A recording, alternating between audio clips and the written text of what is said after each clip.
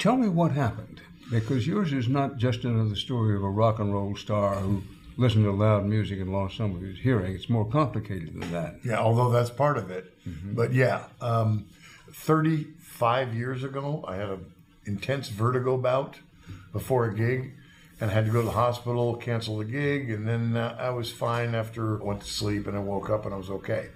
Then 5 years later, had another big vertigo bout, and then 5 years after that, I lost my right ear. Lost probably 70 to 80% of the hearing in my right ear. I went to see the ENT guy. He said, "Get used to it." I said, "Really? Why?" I said, "But I'm a musician." He says, "Hey, Jimi Hendrix had one ear, Brian Wilson has one ear, and I have one ear, and I'm in a barbershop quartet." I said, "Really?" He said, "Yeah." I said, "Okay." So I lived on my left ear for 20 years or so, 25 years or so.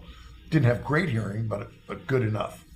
And then a year and 9 months ago, before a gig in Dallas, this thing just inexplicably went out, and I was basically deaf.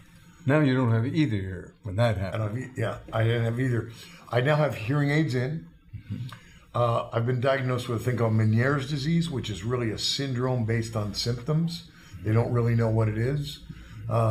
It's as Dr. Rausch from Mass General Eye and Ear explained to me, it's a debris box they throw you in if you have vertigo, hearing loss, fullness in the ears, and tinnitus.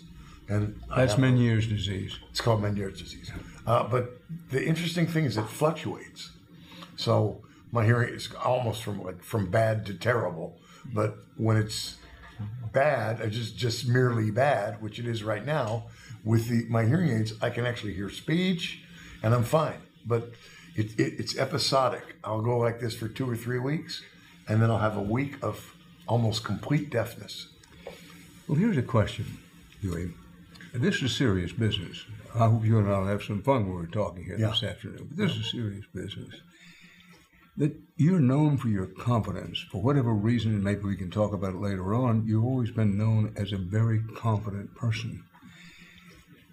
When your whole life, your whole identity is your music, and you lose your hearing, let's talk about how lonely that is and how scary that is.